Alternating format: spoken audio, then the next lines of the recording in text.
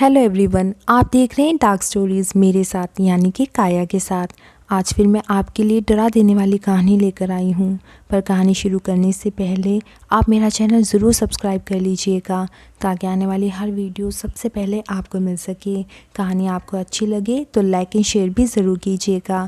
कहानी कैसी लगी आप मुझे कमेंट बॉक्स में भी बता सकते हैं। तो अब बढ़ते हैं कहानी की ओर। मेरा नाम विकास है, मैं हरिद्वार का रहने वाला हूँ। कुछ सालों पहले मेरे साथ एक डरा देने वाली घटना हुई। उस वक्त मैं कॉलेज में पढ़ता था। दिन भर कॉलेज में रहते रहते हम बोर हो जाते थे तो शाम को घूमते फिरते थे। हमारे एरिया में बहुत सारे पुराने घर हैं, कुछ कोठियाँ भी हैं और कुछ बहुत पुराने घर भी हैं जो बंद पड़े थे, कोई उनमें नहीं रहता था। एक दिन शाम का वक्त हो रहा था। मैं, मेरा दोस्त समर और शेखर हम तीनों टहल रहे थे और कॉलेज की बातें कर रहे थे। बातें करते करते हम तीनों एक पुराने घर के सामने जो सालों से बंद पड़ा था खड़े हो गए थे। मेरे दोस्त समर ने बोला, अरे शेखर, विकास, ये घर सालों से बंद पड़ा है, अब तक तो ये घर खंडर बन गया होगा। चलो हम इस घर के अंदर घूम कर आते हैं। मैंने अंदर जाने के लिए मना किया पर समर ने सालों पुराना ताला गेट पर लगा तोड़ा और कहने लगा, चलो एक बार देखते हैं अंदर जाकर। और फिर हम पुराने उस घर में चले गए। अंदर जाकर हमने देखा कि घर में पुराना सामान पड़ा है जो फैला हुआ था, मानो किसी ने ऐसा किया हो। वे घर किसी खंडर से कम नहीं लग रहा था।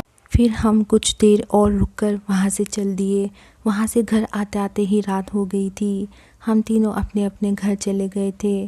घर आकर मैं खाना खाकर सो गया था। रात के करीब 1:30 या 2 बज रहे होंगे। मुझे किसी के रोने की आवाज़ सुनाई दी। वो आवाज़ सुनकर मैं अपने बेड से उठा और बाहर आंगन में देखने गया कि कौन रो रहा है। आंगन में तो कोई नहीं दिखा पर रोने की आवाज़ लगातार आ रही थी। फिर मैं ऊपर छत पर गया देखने कि कौन रो रहा है। वहाँ जो देखा वह बेहद डरा देने वाला था। मैंने देखा कि एक लड़की दरवाजे के कोने पर खड़ी होकर रो रही थी। उसका मुंह कोने पर था तो मुझे केवल वे पीछे से ही खड़ी दिख रही थी। मैंने उसको आवाज़ लगाई, अरे कौन हो तुम, क्यों रो रही हो? मैं उसकी तरफ देख ही रहा था कि अचानक आंगन से कोई आवाज़ आई।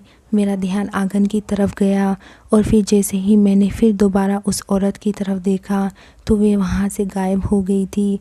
चारों तरफ बहुत सन्नाटा हो गया था।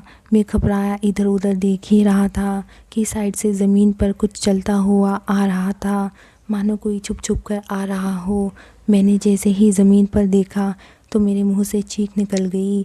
ज़मीन पर एक औरत, सफ़ेद आंखों वाली और बहुत बड़ा मुंह था उसका, काला चेहरा जिसमें से खून निकल रहा था, वे मेरी ही तरफ ज़मीन से चिपकी हुई आ रही थी।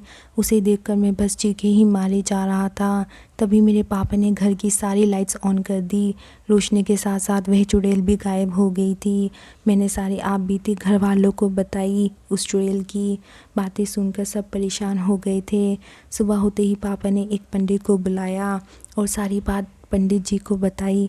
पंडित जी ने मुझसे भी बात की और बस इतना ही पूछा कि क्या मैं कहीं गया था। उनकी ये बात सुनकर मुझे उस बंद घर का ख्याल आया जहां हम कल गए थे। मैंने उस घर की बात पंडित को बताई तो पंडित समझ गया कि उस बंद घर से ही चलावा मेरे पीछे लगा और रात को अकेले में सामने भी आ गया। फिर पंडित जी ने मुझे एक धागा दिया और कुछ मंत्र भी पढ़े। उसके साथ ये हिदायत भी दी कि ऐसे बंद घर में कभी नहीं जाना चाहिए, कभी भी ऐसे घरों के आसपास भी नहीं जाना चाहिए क्योंकि ऐसे घरों से छलावे पीछे लग जाते हैं। उस दिन से मुझे कभी भी वह चुड़ैल नहीं दिखाई दी पर आज भी मुझे उसका वह चेहरा याद आ जाता है। तो फ्रेंड्स, बस इस कहानी में इतना ही। मैं लेकर आऊँगी जल्द ही डरावनी मज़ेदार कहानी अच्छी लगी तो कमेंट बॉक्स में ज़रूर बताइएगा और मेरे इस चैनल को ज़रूर सब्सक्राइब कर लीजिएगा ताकि आने वाली वीडियोस आपको मिल सके।